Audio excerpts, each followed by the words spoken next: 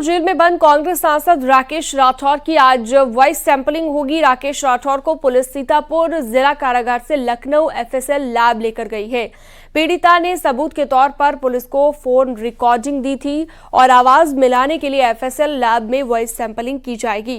कांग्रेस सांसद राकेश राठौर पर एक महिला ने शादी का वादा कर दुष्कर्म करने का आरोप लगाया है। सीतापुर पुलिस ने 17 जनवरी को मुकदमा दर्ज किया था। 30 जनवरी को कांग्रेस सांसद राकेश राठौर को गिरफ्तार कर जेल भेज दिया गया था।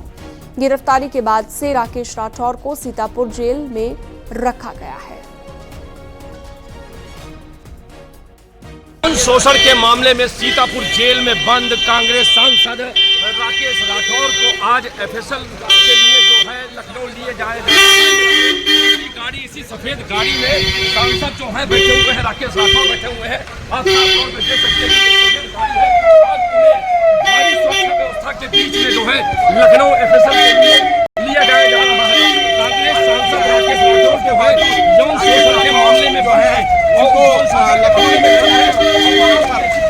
पुलिस की जो है लाव लश्कर के साथ में भारी सुरक्षा व्यवस्था के बीच में एक मजिस्ट्रेट इसमें है और उसके बाद पुलिस की जो है चार गाड़ियों के साथ में उनको राकेश राठौर को जो है लखनऊ लिए जाया जा रहा है। आपको बता दें कि सीतापुर की एक महिला नेता ने राकेश राठौर के ऊपर यौन शोषण का मुकदमा दर्ज कराया था। संदीप मिश्रा, न्यूज़ 18 सीतापुर। औरैया में सपा सांसद देवेंद्र शाक्य के स्कूल में सामूहिक नकल पकड़ी गई है और स्कूल प्रबंधक और प्रधानाचार्य के खिलाफ विधूना थाने में एफआईआर दर्ज की गई है।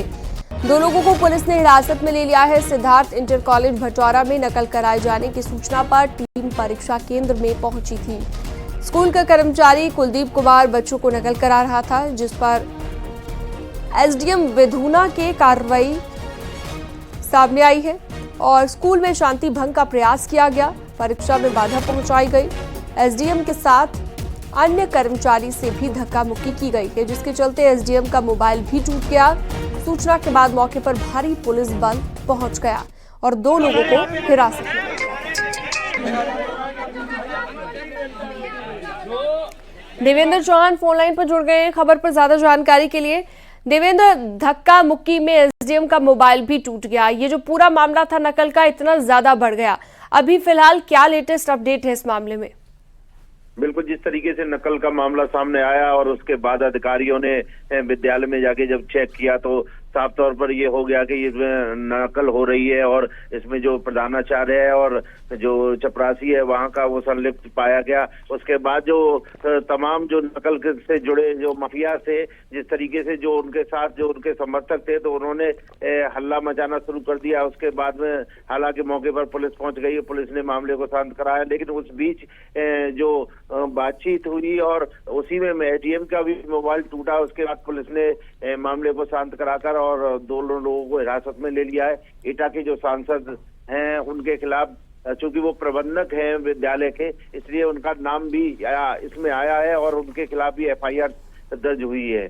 और साथ ही जो आज की अगर बात की जाए तो चूंकि मौके पर भारी पुलिस बल तैनात किया गया है, साथ ही जो अधिकारी हैं उस पर नजर बनाए हुए हैं कि किसी तरीके की कोई गड़बड़ी न हो। और साथ ही विद्यालयों के जो अन्य कर्मचारी हैं उन पर भी निगाह रखी जा रही है और जो कक्ष निरीक्षक या जो स्थानीय और लोग लगाए गए हैं उन पर भी नकल के लिए अगर हो रही है तो उसकी जानकारी की जा रही है। साथ ही जो पिछला अगर पेपरों की बात की जाए तो कई पेपरों में इस तरीके नकल होने की बात सामने आ रही है, लेकिन साफ तौर पर जब कहीं ना कहीं इसमें गड़बड़ी पूरे केंद्र में नजर आ रही है।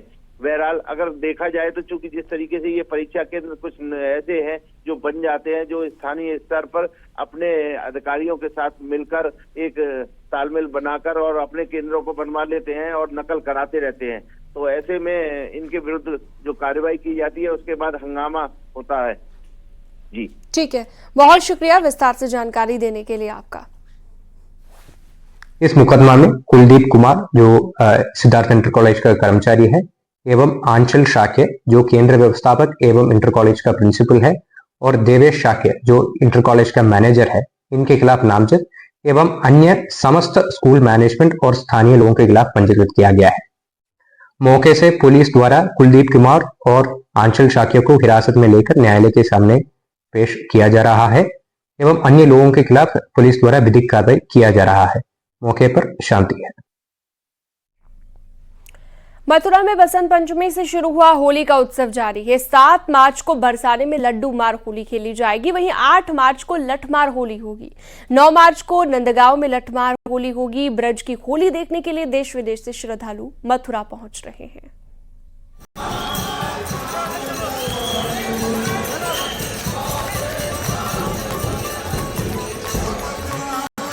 मथुरा की होली विश्व प्रसिद्ध है। ब्रज की होली की धूम अभी से दिखाई दे रही है। गोवर्धन गिरिराज जी के दानघाटी मंदिर में होली का उत्सव भगवान कृष्ण के गिरिराज स्वरूप के साथ धूमधाम से मनाया गया। होली तो पूरे देश में खेली जाती है, लेकिन ब्रज की होली की बात निराली होती है, क्योंकि यह होली भगवान राधा कृष्ण के साथ खेली जाती है और देश विदेश से इस होली को खेलने के लिए लाखों की संख्या में श्रद्धालु अभी से आने लगे हैं। ब्रज में होली की शुरुआत बसंत पंचमी से होती है और 45 दिन तक ब्रज में होली की जो है रौनक देखने को मिलती है। मंदिर सेवायत ने होली के पद गायन के साथ सबसे पहले भगवान को अलग अलग रंगों के अबीर गुलाल लगाए, जिससे गिरिराज जी की सतरंगी छटा दिखने लगी। भक्तों के ऊपर प्रसाद के रूप में गुलाल उड़ाया गया। ब्रज में 45 दिन तक होली का उत्सव मनाया जाता है, जिसका आनंद लेने के लिए देश विदेश से राधा कृष्ण के भक्त कान्हा की नगरी पहुंचते हैं। ब्रज की होली बरसाना में खेले जाने वाली लड्डू होली और लठमार होली के साथ ही अपने पूरे शबाब पर पहुंच जाती है। जैसा बरसाना की जो विश्व प्रसिद्ध लठामार होली है वो इस बार 8 मार्च को होगी और इस लठामार होली ये पारंपरिक भगवान राधा कृष्ण की होली है, जो कि हजारों वर्ष से ये परंपरा चली आ रही है। नवमी के दिन फाल्गुन मास के शुक्ल पक्ष की नवमी के दिन नंदगाम के जो होरियारे भगवान कृष्ण के जो सखा के रूप में उनकी जो कृष्ण स्वरूप ध्वजा को लेकर नंदगाम से बरसाना होली खेलने आते हैं और प्रिया कुंड पर उनका स्वागत होता है, अगवानी करते हैं बरसाना वासी। फिर वहाँ से राधा रानी मंदिर में सभी लोग जाते हैं। राधा रानी मंदिर में उनके ऊपर जो पारंपरिक प्राकृतिक टेसू के फूलों का रंग है उसकी वर्षा होती है और रंग अबीर गुलाल की खूब मार होती है। मथुरा वृंदावन में ब्रज की मशहूर लड्डू मार होली और लठमार होली का उत्सव जल्द होने वाला है। 7 मार्च को बरसाने में लड्डू मार होली खेली जाएगी, वहीं 8 मार्च को लठमार होली होगी। 9 मार्च को नंदगांव में लठमार होली होगी। 10 मार्च को रंग भरनी एकादशी से ही ब्रज में रंगीली होली की शुरुआत हो जाएगी। सारे प्रमुख मंदिरों में श्रद्धालु और पहुंचने वाले आगंतुक रंग गुलाल से होली खेलना शुरू कर देते हैं। ये जो लठामार होली की परंपरा है कि भगवान कृष्ण अपने सखाओं के साथ बरसाना में जब होली खेलते हैं तो रंगीली गली में राधा रानी के सखियों के साथ हास प्रयास हंसी ठिठोली का जब संवाद करते हैं तो उसमें उनको चिढ़ाने के लिए वो इस तरह के होली का गीत गाते हैं। तो उसमें फिर वो प्रेम से, मतलब ऐसा नहीं कि गुस्सा में या क्रोध में आकर प्रेम से फिर वो भगवान कृष्ण उनके सखाओं के ऊपर लाठियों से प्रहार करती हैं, उनको इधर से उधर से लाठी मारती हैं। तो सखा ढाल से उसको बचाते हैं, तो जो ढाल से बचाते हैं तो बस वहीं से वो लठामार होली शुरू हो जाती है। मथुरा वृंदावन की होली देखने के लिए देश विदेश से श्रद्धालु यहाँ आते हैं। 10 मार्च को श्री कृष्ण जन्मभूमि में होली खेली जाएगी। 10 मार्च को ही बिहारी जी के मंदिर में रंग भरनी एकादशी है। 10 मार्च को ही द्वारिकाधीश मंदिर में होली खेली जाएगी। 11 मार्च को गोकुल में गोपियां छोटी छोटी छड़ियों से भगवान के साथ होली खेलती दिखेंगी। 12 मार्च को द्वारिकाधीश मंदिर में बगीचे में रंगीली होली होगी। 13 मार्च को गांव फालैन में तकरीबन 12 फीट की होलिका दहन की तैयारी की गई है। 13 मार्च को प्रसिद्ध द्वारिकाधीश मंदिर में चतुर्वेदी समाज का डोला निकलेगा, जिसमें रंग गुलाल से होली खेली जाएगी। 14 मार्च को रंगों से दुल्हेंडी मनाई जाएगी। वहीं 15 मार्च को दाऊजी का हुरंगा होगा। भगवान कृष्ण के साथ होली खेलने के बाद गोपिकाएं कृष्ण के बड़े भाई बलराम के साथ होली खेलेंगी। होली का विशाल रूप होने के चलते इसे हुरंगा कहा जाता है और इसी के साथ ब्रज में चलने वाली 40 दिवसीय होली का समापन होगा। अबीर गुलाल की होली बसंत पंचमी शुरू होती है और रंग भरनी एकादशी तक चलती है। और रंग भरनी एकादशी के बाद जो है ब्रज में रंगों की शुरुआत हो जाती है और सभी एक रंग में रंगे हुए नजर आते हैं और वो है भगवान कृष्ण और राधा के प्रेम का।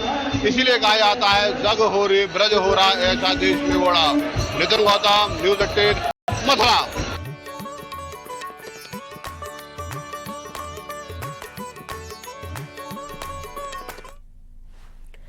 महाकुंभ के 45 दिनों के दौरान बाबा काशी विश्वनाथ में रिकॉर्ड श्रद्धालुओं ने दर्शन किए और इन 45 दिनों के दौरान भक्तों ने खुलकर तंदूल महाप्रसाद खरीदकर एक नया रिकॉर्ड बना दिया है।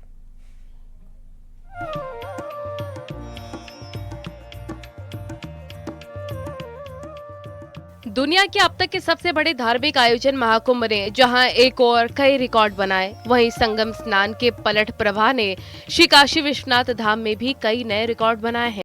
सबसे अधिक श्रद्धालुओं ने बाबा दरबार में हाजिरी लगाई और जमकर तंदूल महाप्रसाद की खरीदारी की। बाबा विश्वनाथ के न्यास की ओर से जारी आंकड़ों के अनुसार जनवरी और फरवरी के बीच 45 दिनों में लगभग 1270 क्विंटल तंदूल महाप्रसाद की बिक्री हुई। तंदूल महाप्रसाद एक खास तरह का लड्डू है जिसमें बाबा विश्वनाथ को चढ़ाए जाने वाले बेलपत्र, चावल का आटा, देसी घी, चीनी, इलायची, लौंग, काली मिर्च और मेवे का मिश्रण होता है। जी हाँ, मैं बात कर रहा हूँ काशी विश्वनाथ मंदिर में मिलने वाले महाप्रसाद की, जिसे तंदूल प्रसाद कहते हैं। विश्वनाथ मंदिर की ओर से कुछ महीनों पहले से शुरू किया और काशी विश्वनाथ में इन 2 महीनों में यानी कि जो पूरे कुंभ के दौरान करीब 1270 क्विंटल से ज़्यादा तांदुल महाप्रसाद भी बिक गया। ये भी एक नया कीर्तिमान रचा गया। काशी विश्वनाथ धाम में श्रद्धालुओं के पलट प्रवाह को देखते हुए मंदिर प्रशासन की ओर से दर्शन का सुरक्षित, व्यवस्थित और सहज अनुभव कराने के लिए विशेष व्यवस्थाएं की गई, जिसके चलते काशी विश्वनाथ धाम में रिकॉर्ड श्रद्धालु पहुंचे और तंदूल महाप्रसाद की रिकॉर्ड बिक्री हुई है।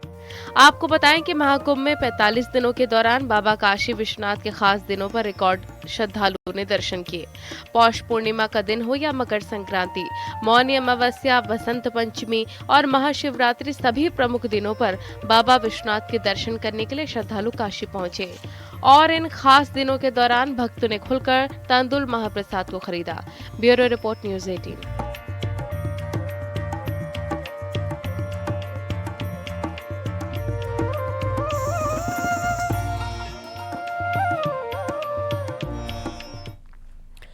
लखनऊ में मुख्यमंत्री आवास पर आईआईएम और भारतीय डाक सेवा के अधिकारियों के साथ सीएम योगी ने बैठक की है। इस दौरान सीएम योगी ने महाकुंभ के सफल आयोजन को लेकर चर्चा की। सीएम योगी ने महाकुंभ में हुई भगदड़ का भी जिक्र किया और किस तरह से महाकुंभ से सनातन की गूंज दुनिया भर में पहुंची है वो भी बताया है। देखिए,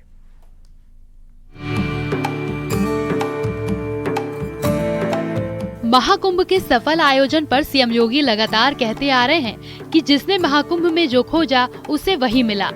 एक बार फिर आईआईएम और भारतीय डाक सेवा के अधिकारियों के साथ मीटिंग के बाद उन्होंने इस बात का जिक्र किया और देश विदेश के बड़े बड़े मीडिया संस्थानों में महाकुंभ को लेकर क्या बातें लिखी गई हैं, उसको भी बताया। द वॉल स्ट्रीट जर्नल जो यूएस की है, उसने कहा है कि यह एक ऐसा आयोजन था जहां अमेरिका की कुल आबादी से ज़्यादा लोग जुटे, यानी यूएस की जो कुल पॉपुलेशन है उसकी लगभग दोगुनी आबादी इस आयोजन का हिस्सा बनी थी। बीबीसी ने कहा कि महाकुंभ मानवता का सबसे बड़ा समागम था। बीबीसी की टिप्पणियां हर व्यक्ति जानता है।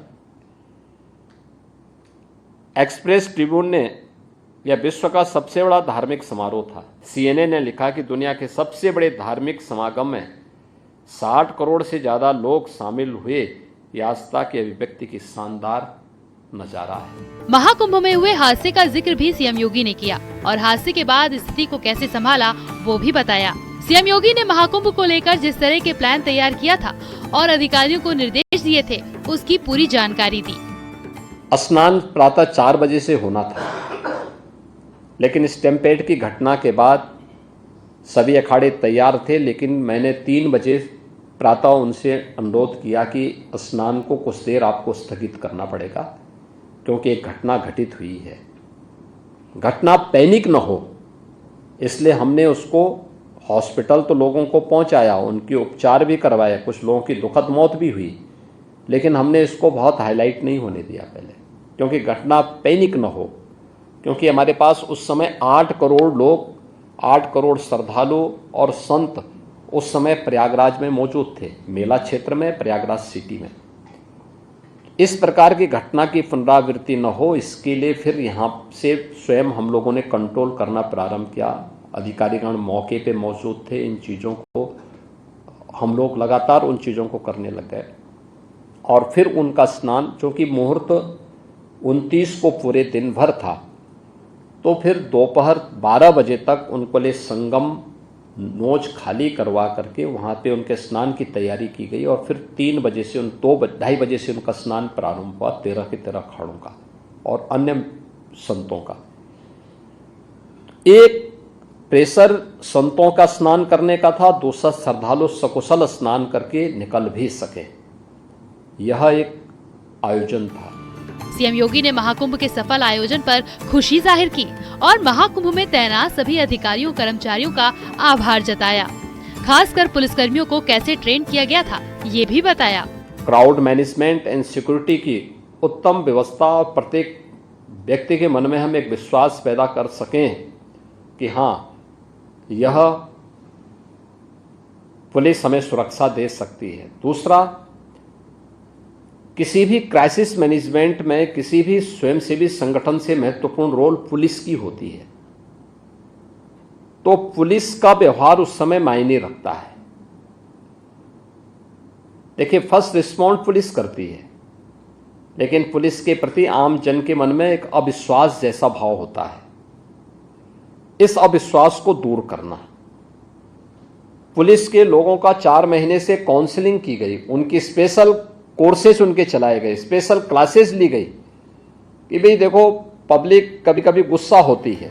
कुल मिलाकर महाकुंभ के सफल आयोजन के बाद इसकी चर्चा पूरे देश में हो रही है और यही वजह है कि पूरे विश्व के प्रमुख समाचारों का जिक्र कर सीएम योगी ने फिर कहा कि जिसने जैसा देखा उसको महाकुंभ वैसा दिखा। Bureau report, news 18।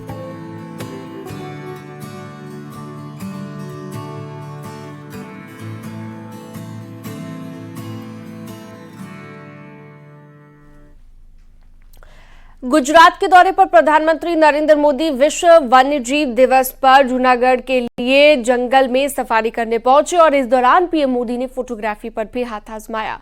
PM Modi ने शेर, हिरण समेत कई जानवरों और पक्षियों की तस्वीरें ली।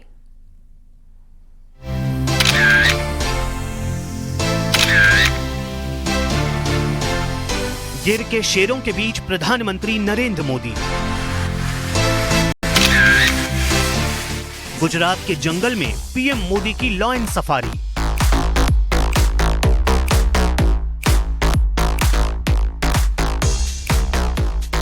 गिर जंगल में शेरों की ये तस्वीरें प्रधानमंत्री नरेंद्र मोदी के कैमरे की हैं। मौका था गुजरात के गिर जंगल सफारी का, तो पीएम मोदी का फोटोग्राफी का हुनर फिर से दिखा। प्रधानमंत्री बनने के बाद पीएम मोदी ने पहली बार गुजरात के गिर में सफारी की। मौका था विश्व वन्यजीव दिवस का, तो सूर्य की पहली किरण फूटने से पहले ही पीएम मोदी गिर के शेरों के बीच पहुंच गए। इस जंगल सफारी का पीएम मोदी ने एक वीडियो भी शेयर किया। इस वीडियो में पीएम मोदी कैमरे में प्रकृति के खूबसूरत नजारे को कैद करते नजर आए। इस दौरान पीएम का सामना गिर के शेरों से हुआ। सामने आई तस्वीरों में पीएम मोदी के रास्ते में एक शेरनी अपने बच्चों को दुलारती दिखी। इस प्यारे पल को पीएम मोदी ने फौरन अपने कैमरे में रिकॉर्ड कर लिया। पीएम मोदी थोड़ी दूर आगे बढ़े तो 2 शेर रास्ते में आराम करते दिखे। पीएम ने उन शेरों की तस्वीर भी अपने कैमरे में उतार ली। पीएम की सफारी थोड़ी ही दूर बढ़ी थी कि वहां एक पेड़ में खूबसूरत फूल उन्हें पसंद आ गए। थोड़ी देर रुककर पीएम ने उन फूलों का दीदार किया। इससे पहले पीएम मोदी गिर के जंगलों में मोर, नीलगाय और कई हिरणों की भी तस्वीरें लेते दिखे। पीएम मोदी ने इस पर कहा कि गिर में शेरों और शेरनियों के बीच आज सुबह मैंने कुछ फोटोग्राफी करने की भी कोशिश की। गुजरात के गिर जंगल में पीएम मोदी का यह अंदाज वाइल्ड लाइफ के प्रति उनकी लगाव को दिखाता है। उन्होंने गिर जंगल के लिए किए गए अपने प्रयास के बारे में भी लिखा। गिर आना हमेशा खास होता है, जब मैं गुजरात का मुख्यमंत्री था तब हमने एशियाई शेरों की सुरक्षा और उनके संरक्षण के लिए कई प्रयास किए थे। पिछले कुछ वर्षों में इनकी संख्या लगातार बढ़ी है। पिछले दशक में न केवल एशियाटिक शेरों की संख्या बढ़ी है, बल्कि बाघ, तेंदुए और गैंडों की आबादी में भी इजाफा हुआ है। ये दर्शाता है कि भारत वन्य जीवों के संरक्षण को लेकर कितनी गंभीरता से कार्य कर रहा है।